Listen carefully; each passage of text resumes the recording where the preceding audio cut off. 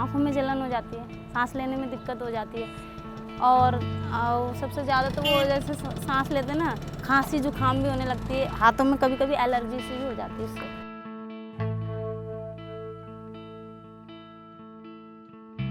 हमारे घर पर पड़ती है, गरीब आदमी पर पड़ती है। अमीर तो ऐसे चला लेता है, पंखा चला लेता है, क्वाड़ बंद करके घर में बैठे रहते हैं।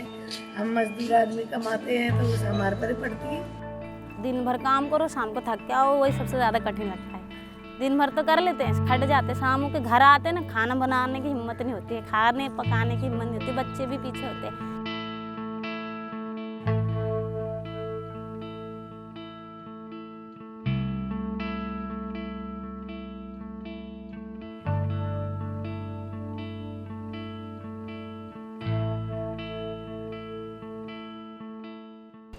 मेरा नाम सरोज है। मैं एमएसटी में पिछले 3 सालों से जुड़ी हुई हूँ और हमारे बक्करवाला के बी ब्लॉक का रोशनी ग्रुप की मैं अध्यक्ष हूँ और एक्यूआई एम्बेसडर भी हूँ मैं।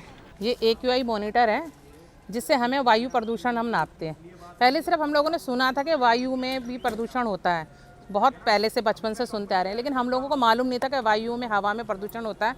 तो हम लोगों को किस तरह पता चलता है, जब हम टीवी समाचार देखते थे ना, तो उसमें बताते थे कि दिल्ली में आज इतना पोल्यूशन है, इतना रिकॉर्ड हुआ है।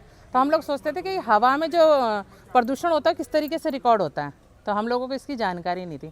फिर एमएसटी ने हम लोगों को ये मॉनिटर दिए। रैलियाँ निकाली, पर्चे बांटे, नुक्कड़ नाटक हुए, सब में मैं शामिल हुई और सब बहनों को भी हमने शामिल किया और सबको वायु प्रदूषण के लिए जागरूक किया, हर चीज़ के लिए उनको जागरूक किया।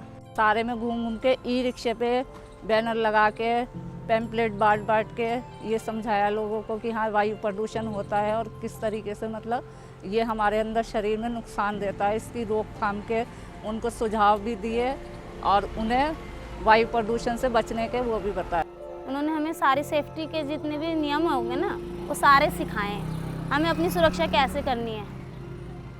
सबसे पहले मास्क लगाना और फुल बाजू के कपड़े पहनना, और जहाँ काम करोगे ना वो कंस्ट्रक्शन वर्कर में, वहाँ पानी का छिड़काव करवा लेना। भले ही ठेकेदार या वो जो हमारे साथ काम करने वाले आदमी वगैरह होते हैं उनको बोल देना कि भैया पानी डलवाओ उस पर, ताकि उसकी धूल मिट्टी ना उड़े। ये चीज़ें समझाइए और हम वो करते भी हैं। अभी वो ग्रीन ऐप दिल्ली था ना, जो ऐप में क्या होता है मतलब जिसमें हमारे आसपास कितनी गंदगी हो रही है उसकी सूचना दी जाती थी ऐप के थ्रू। जिससे कि पहले हम लोगों को ऑफिसों में जाना पड़ता था, जैसे मैंने बताया हम एमएलए के ऑफिस भी लेटर लेके जाया करते थे और जगह भी जाते थे, लेकिन अब ऐसा नहीं है। अब जैसे यहाँ गंदगी, हमने वहाँ की फ़ोटो खींची, फ़ोटो खींचने के बाद हमने जो डिपार्टमेंट भी आते हैं उसमें कि किस में हमें डिपार्टमेंट में डालना, तो एमसीडी के डिपार्टमेंट में डाल देते हैं हम लोग, या पीडब्ल्यूडी के में डाल देते हैं, रोड की प्रॉब्लम है तो वो लोग आते हैं, हम लोगों से कनेक्ट करते हैं, क्योंकि उसमें हमारा डाटा पूरा आ जाता है, हम लोगों को सिर्फ कंप्लेंट डाल के भेजना होता है। So it was in collaboration with the Mahila Housing Trust, because they are on ground, they understand the reality, the problems that the women are facing. A lot of discussion back and forth trying to understand what visual image will actually make the maximum impact and difference, and how we can create awareness by a visual representation. We've been having the projects where all the construction workers live, where the maximum population are.